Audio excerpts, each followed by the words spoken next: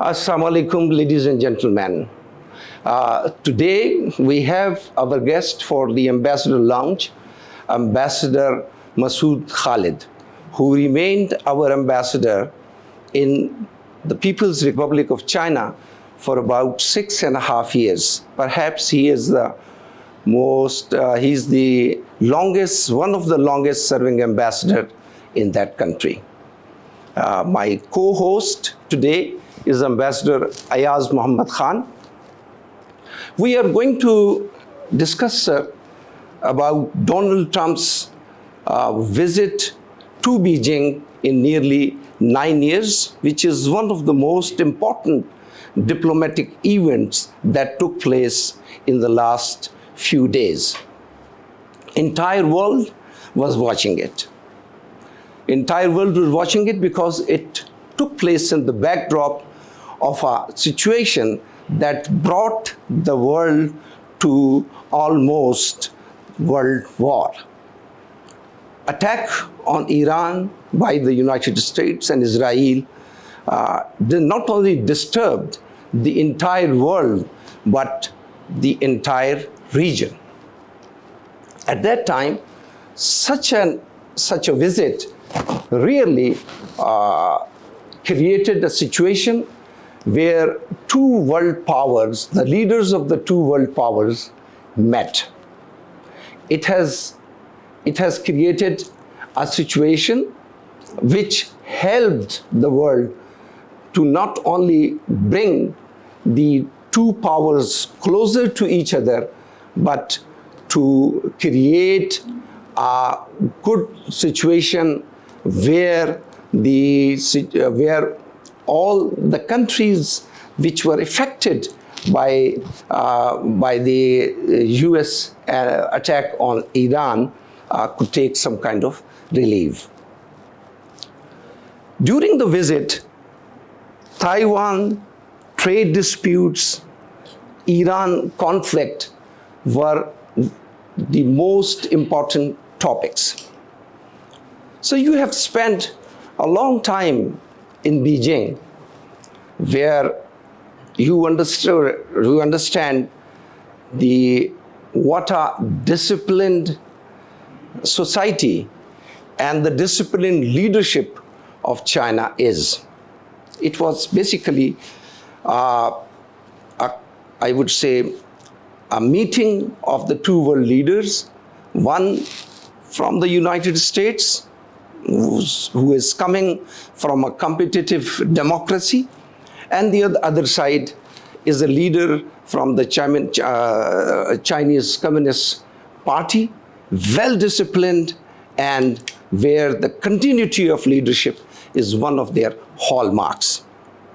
How do you see, while we don't see any big achievement in this interaction, but as I said, that it relieved the world, bringing the two world powers closer to each other. What do you think if we say that conflict in Iran must have been one of the most important topics? What do you think? What is the outcome of this visit vis-a-vis conflict in Iran, and how the two leaders, they handled it, and what message they have given to the world? Well, thank you very much, first of all, for giving me this opportunity today, and two distinguished colleagues of mine in the Foreign Service. So I'm very grateful.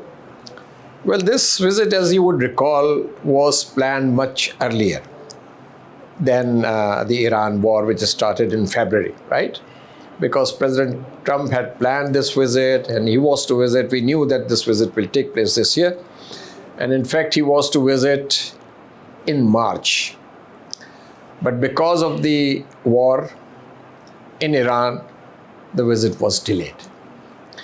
Now, you have rightly pointed out the issues which were discussed, because we base our information on the readouts given by the two governments and the media comments which have come up so far. Of course, Iran was discussed, trade issues, the Strait of Hormuz, Taiwan, all these issues were discussed. Now, let me first talk about Iran.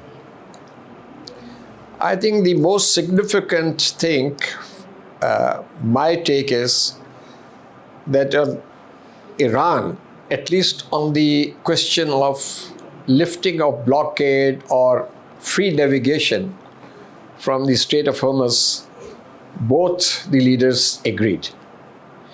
As soon as the visit was over, Chinese Foreign Minister called for opening the Strait of Hormuz. And that message was for both the United States and Iran.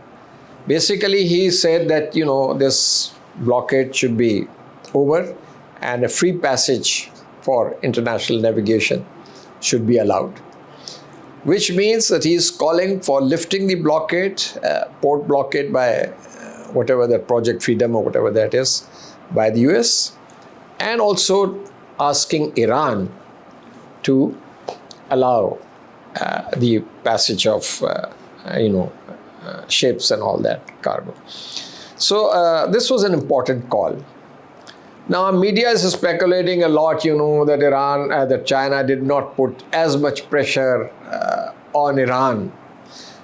But my feel is that such pressures are not necessarily applied, openly.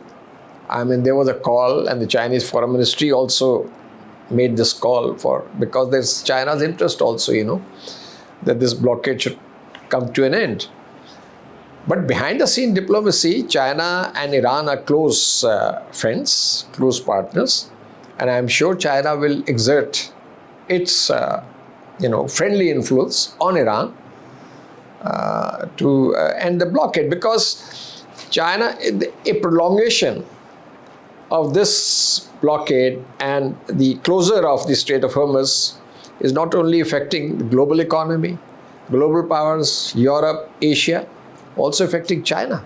So it cannot go on indefinitely. So I think on the nuclear issue of Iran, I don't think that, it was wrong to expect that China would publicly, align its position with President Trump's position to call for Iran's, renunciation of Iran's nuclear program, or the nuclear dust being transported to United States and this, that. So you would see there was no such comment from the Chinese side on the nuclear issue of Iran. But at the same time, Chinese government said that war should come to an end, number one. The Strait of Hormuz should be opened, number two. Number three, go back to table. Go back to the negotiating table. So I think this is a forceful enough, call by the Chinese government. And at the same time, you also saw that Chinese Foreign Minister talked to our Foreign Minister, Deputy Prime Minister, a couple of days back. And he encouraged Pakistan to continue its efforts for mediation. One thing was that it is being said that previous presidents of United States, when they visited Beijing, they spoke from the position of strength to Chinese leadership. Even Mr. Trump, when he visited last time, in 2017, to Beijing, he was asserting himself and was trying to assert United States' position on China, particularly in South China Sea, in Indo-Pacific region particularly. This time it is being said that it was Mr. Xi who was having an upper hand on Mr. Trump, and Mr. Trump was kind of on a receiving end vis-a-vis Mr. Xi.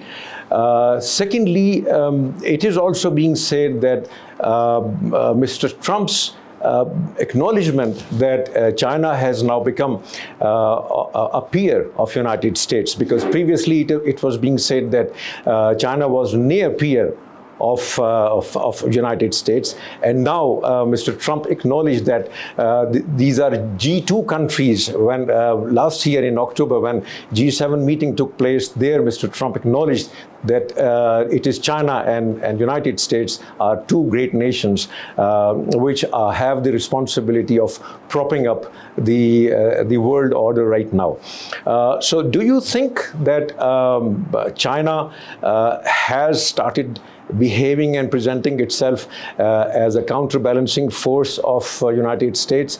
Is Mr. Trump correct? Or and also, if I may add one thing, during one of the meetings, he made the statement that it was Thucydides' trap that China is in, United States is in, which means that one major power is declining, it is waning, that is United States, and the other major power is ready to take its place. Your comments, sir, please.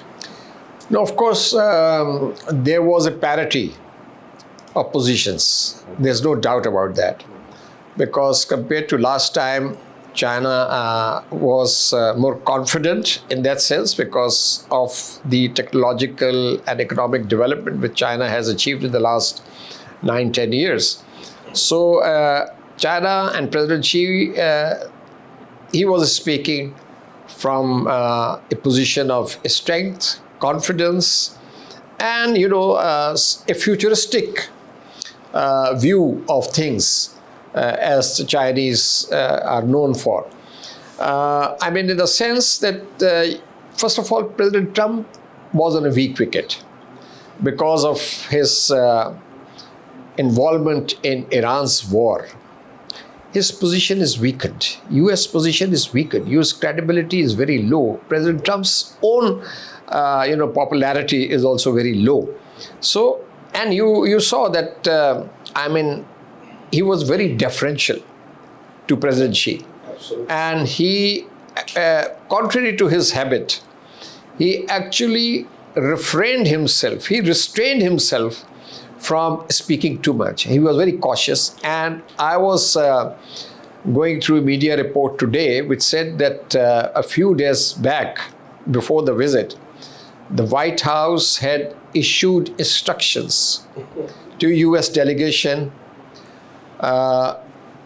in run up to the visit 2-3 weeks ago, not to say anything which annoys China or which creates problems in the visit. Yeah, so that was the behavior we saw. The point is that President Xi was very firm. Although he was very polite, he was also very deferential, and the pomp and show, and it was one of the most, I would say, warmest welcome in terms of optics and the ceremony and the pageantry and all that.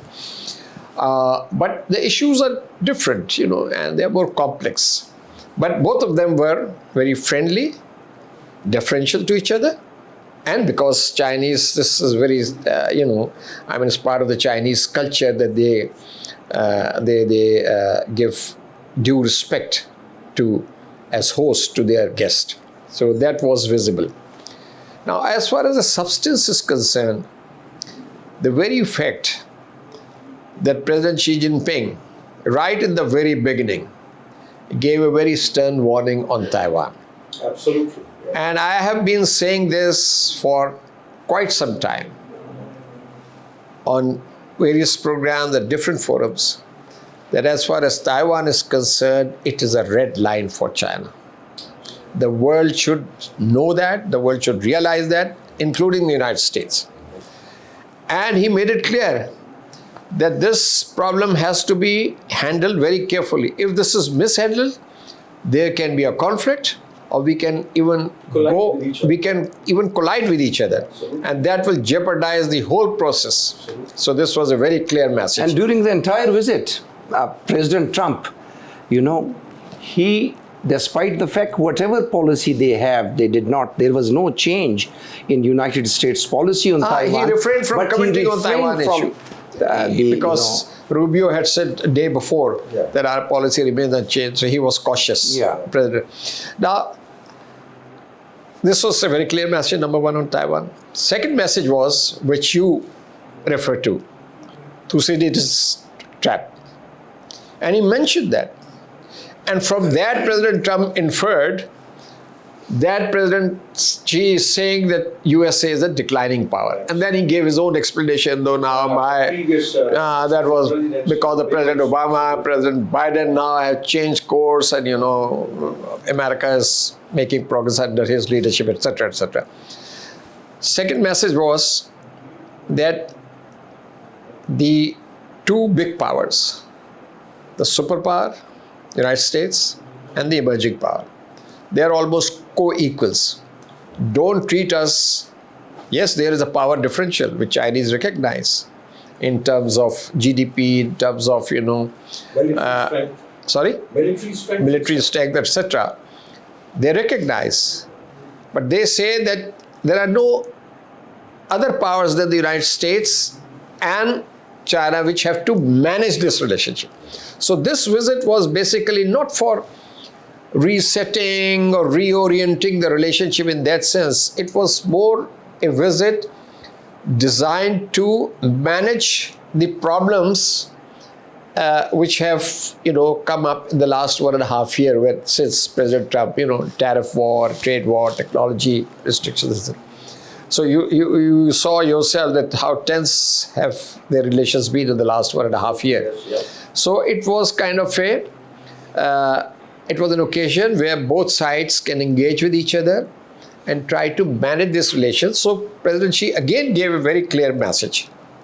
He said that this is our responsibility as the two big powers to manage this relationship in a manner that there is stability in our bilateral relations first, and that stability will also be conducive, will be helpful for world's stability. Because if we are fighting, then the whole world will be negatively affected. So it was a very consistent message that you have to deal with us very carefully, prudently.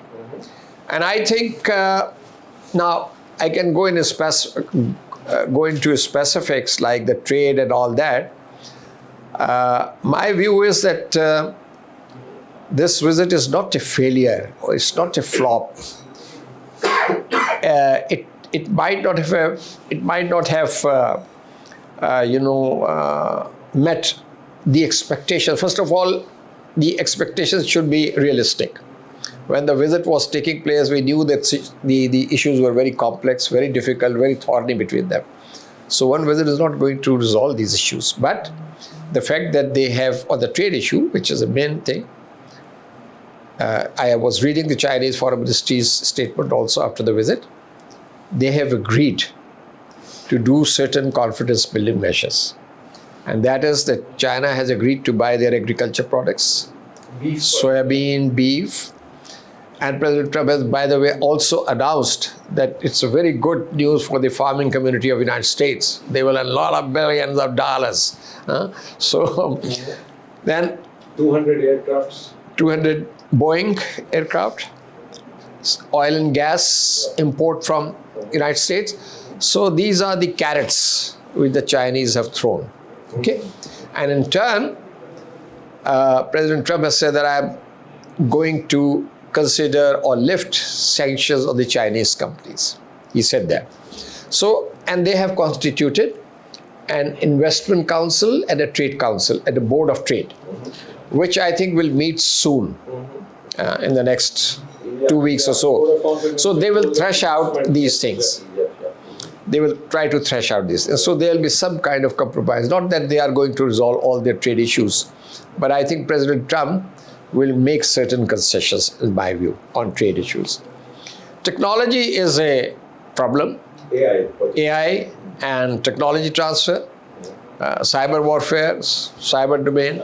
These are the issues. But I think President Trump did a good thing to bring, the top CEOs of United States.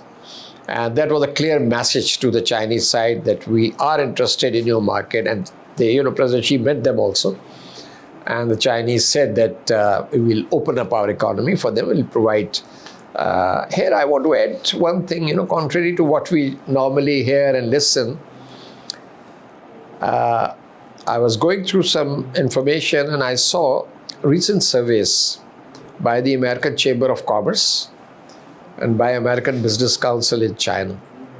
Their trade is huge, more than $500 billion also, although the Chinese exports to US have come down by about 18-19% in the last year. Currently, it is around $420 billion.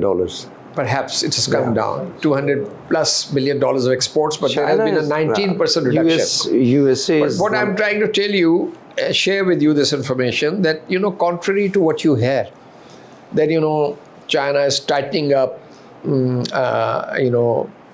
against American companies in China who are working, this and that. There was a survey, American survey of the chambers. It said, yes, there is some diversification, relocation taking place in the past 1 year or so. But 73% of the American business enterprises in China said that we are not going anywhere. We are doing our business in China. And there are 270 plus multinational corporations which are still there. So, they contribute about 43-44% to world's GDP together. They contribute about 43-44% to world's GDP together. And their own trade and economic ties are so interwoven, integrated. So I think I could be wrong, but my assessment is that now that he goes back to Washington and he will sit through with his colleagues and aides, and I think we'll come to this conclusion that that policy of, trying to beat China and, to sort of undermine Chinese interest may not be possible.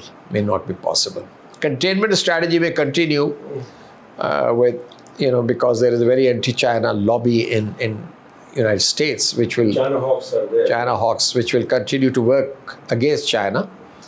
But I think President Trump, on his part, must have realized that it's a no-go area. China's undermining China's rise at this time. So you have mentioned that the visit is somewhat a successful visit in terms, if we have to see it from the US point of view, as well as from the Chinese point of view. What do you think? What is the major achievement of the US side in this visit? And what do you think? What is one of the major achievements of China of this opportunity? No, the point is that I don't mean that it was a roaring success or it was a success, but it was not a failure either. This is my point. You see, the basic achievement or the outcome, which is positive in the sense, but it would depend on the US attitude, frankly, is that if through this visit, there is stability in their relationship, because both of them are talking of stability in their respective statements, White House and the Foreign Ministry of China. They said that we have agreed, they said the word is agreed on some common understandings. We have agreed on some trade-related issues. So, basic thing is that if they achieve kind of a stable relationship after this visit, that in itself is an outcome, because the issues are very complex and they are not easily resolvable in months. And I think there is a stake of both sides in this relationship, obviously. And you know, Ambassador Salek, that at least during the course of this year, President Xi and President Trump will meet, I think, three times more, actually. Then again, we have the September visit. It's going to be a bilateral visit from Mr. Xi to United September? States, then G7. Then G20. G20, sorry. G20 later this year, Yeah. and before that, APEC summit in China in Shenzhen. So three encounters which are possible. So China would not like to derail the process, or the process which has been put back on track. And China would hope that hawks in America or anti-China lobby does not do anything silly to go back. For example, on this Taiwan military sales. Before coming to Beijing, Trump administration paused that sale. They put brakes on that. But if they want trouble in their relationship, it's quite possible that he may go back and say that no, we are resuming that $14 billion military package for Taiwan. Now that would be a big irritant. That would be a huge issue in their relationship, which may even lead to postponement of his visit, Xi's visit to USA in September. So all these possibilities. So they are on a slippery slope, as one would say. And both sides have to be very, very careful and cautious in navigating this relationship now. Well, sir, if I may say this, that the way Mr. Trump was portraying this visit before he embarked on this visit to Beijing, that he was hoping that he would be able to extract some more concessions from Mr. Xi during this visit, and apparently on the balance sheet, it appears that he was not able to really go too much forward, on certain issues.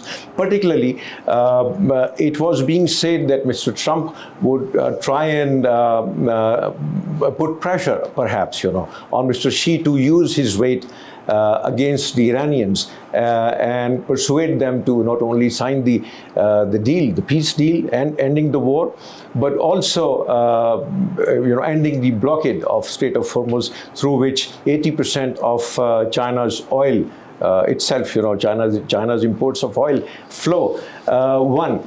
Two, it is also being said that Mr. Trump, for the first time in so many years, 70 years or so, is the first president which has agreed to consult perhaps the Chinese leadership before the arms sales are done. The six assurances, I'm talking about. The assurance number 2 says that that United States will not consult Chinese leadership about the sale or purchase of armament and other things from the Chinese leadership. But this time round, he did agree that he was going to first consult Mr. Xi before he agrees to sign the $14 billion deal this time and 11 billions which were approved last year. So what do you say that, and also on the trade front, not too many concessions, not too many favors so far, have not come to the surface. And also that the two readouts from the two sides, they also speak differently from each other. While American side's readout says that Americans were able to achieve so many things without having, without specifying things as to what they were able to get from Mr. Xi. The Chinese readout was quite banal, I would say, and it did not really say much as to what was conceded by the Chinese side. What do you say about the success of this visit overall? So there are 3 issues you have raised: Iran, trade, and Taiwan, And right? Taiwan, yes, yeah.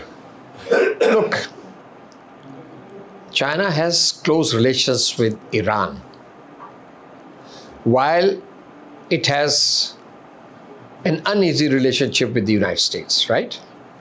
So China could not, it is not realistic to expect that China will give a public call to Iran which would embarrass its friend. So Chinese are very nuanced. Chinese are subtle in their diplomacy. But because Chinese also want this blockade thing to be over, immediately within hours, Chinese foreign minister said that this blockade should be over. And it was a call to both sides, to United States and Iran, but in a very nuanced manner, but firm.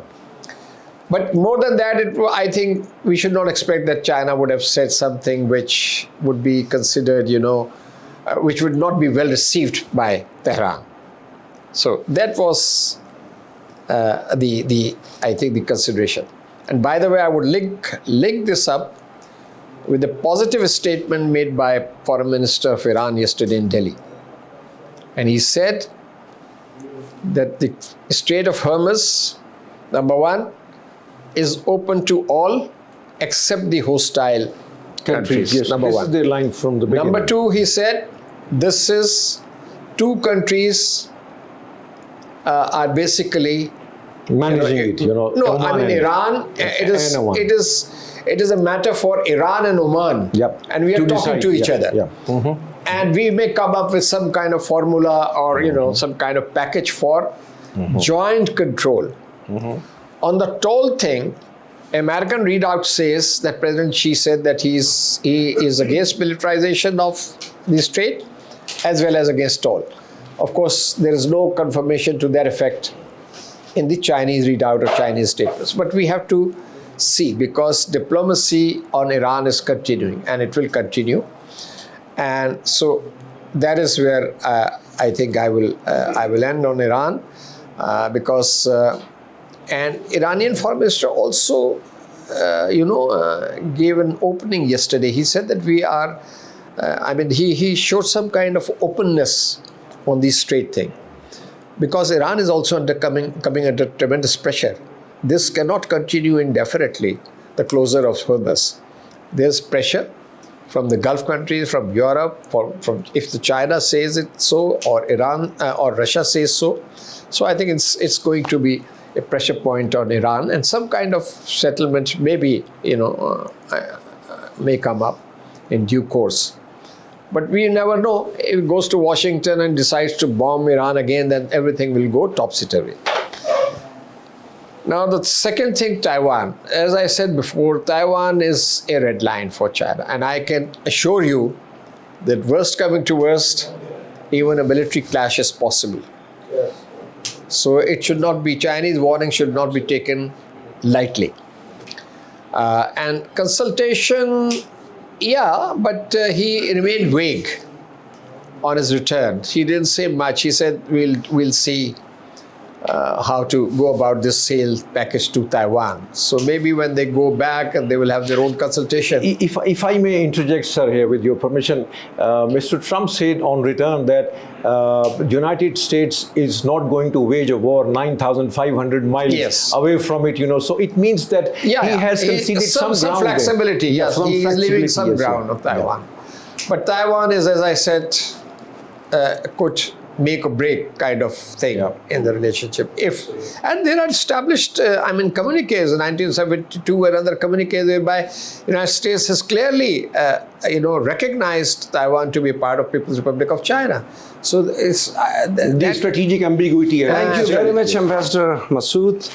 Thank you, Ayaz. I think we have discussed one of the most important visit from the United States to China, the two world powers.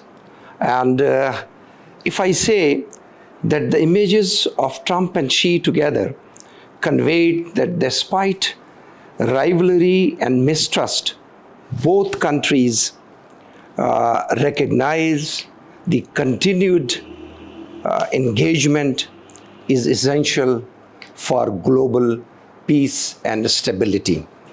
This, I think, is the outcome of this visit. And we have seen that during the entire visit, we haven't observed or noticed any loose remarks from any leadership. Of course, the Chinese leadership is very, very formal and well disciplined. But I think credit goes to President Trump as well, that who remained quite formal as compared to his many other visits. And that is, I think, is one takeaway of the visit that shows that the leadership of the two most powerful countries of the world They want that there should be peace and stability in the world. Thank you very much, Ambassador Masood Khalid. Thank you, Ayaz, for co-hosting this program. Thank you, ladies and gentlemen, for watching this program. We hope that you would not forget to subscribe Ambassador Lounge. Thank you.